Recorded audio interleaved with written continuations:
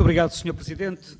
Cumprimento o Sr. Ministro e o Sr. Secretário de Estado. Sr. Ministro, permita-me uma nota prévia, depois de o ouvir durante esta audição, e já lá vão 3 anos, ou vamos a caminho dos 3 anos que o Sr. Ministro exerce o seu cargo, mas eu confesso que já não tenho surpresa, já não é com surpresa que ouço o seu discurso, mas continuo a ter muita dificuldade em entender algumas dos argumentos e algumas das referências que faz. Quando ouço falar de memória, de interesse público, de fórmulas mágicas, de scuts, de PPPs, o Sr. Ministro fez parte de um governo que levou o país à beira do abismo.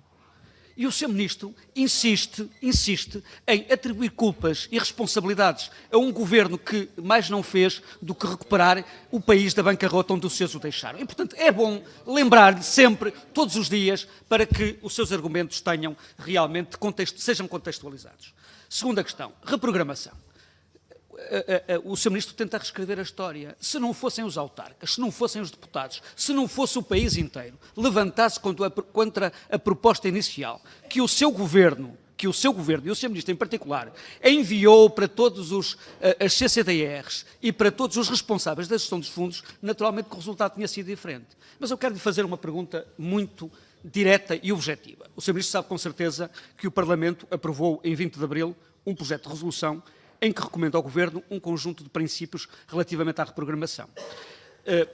Não só em matéria de transferência de fundos dos programas regionais, mas também relativamente ao plano, ao POSEUR, e, portanto, em concreto, em que recomendava ao Governo que a abrangência territorial das medidas constantes, eu estou a ler, dos programas operacionais temáticos, objeto de reprogramação, e em especial o POSEUR, de forma a assegurar os mesmos critérios de repartição nacional estabelecidos, bem como a lógica concursal que presida a sua aplicação.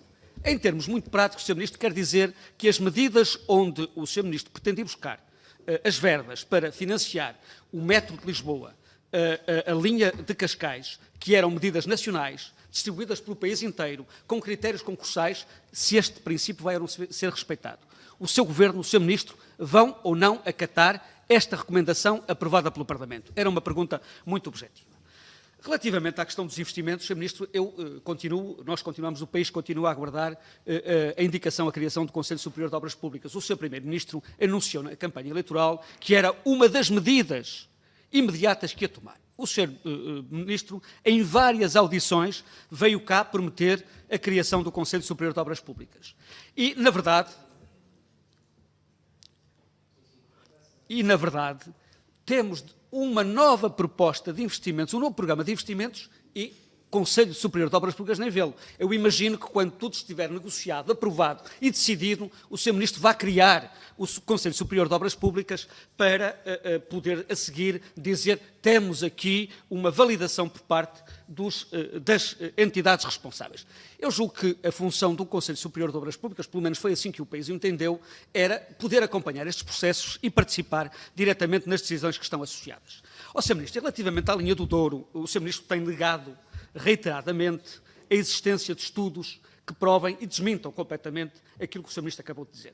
Quer relativamente aos custos, quer as alternativas, o Sr. Ministro ainda não teve tão pouco a oportunidade de ler o estudo realizado nas infraestruturas de Portugal em 2016 e que mostra, por exemplo, que há uma alternativa de ligação que não passa por Espanha entre o Pocinho e Vila Franca das Naves e que demonstra outra coisa muito importante. Não há limitações técnicas, não há condicionantes técnicas e o custo previsto neste estudo das infraestruturas de Portugal são 460 milhões de euros. 4 estações de metro em Lisboa, Sr. Ministro. Portanto, os argumentos que o Sr. Ministro tem utilizado só servem para fugir ao debate e não tratar este assunto com a seriedade e com o rigor. E eu vou pedir ao Sr. Presidente para lhe transmitir este estudo, para que o senhor, de uma vez por todas, se possa informar, possa analisá-lo e, quando tiver intervenções em público sobre a linha do Douro, possa fazer com substância e com argumentos sólidos. Mas, mais do que isso, vou permitir também ao Sr. Presidente, vou pedir ao Sr. Presidente que lhe transmita um estudo recente publicado pela Comissão Europeia que avaliou umas largas centenas de linhas ferroviárias transfronteiriças em toda a Europa e escolheu, nas 48, incluiu a linha do Douro. E, portanto, os argumentos que o Sr. Ministro tem utilizado relativamente à linha do Douro, de que não tem viabilidade técnica, de que o custo é incomportável, de que a única solução é retomar a antiga ligação, estão completamente erradas. O Sr. Ministro está a faltar à verdade e a minha pergunta é muito simples. Quando é que o Sr. Ministro vai tratar este assunto com a seriedade, com o rigor, com a responsabilidade e com o critério que elas merecem. Não é só para o país, não é só para a região. É para todos aqueles como nós defendemos o interesse do Douro, do Norte e do país. Muito obrigado. Obrigado, Sr.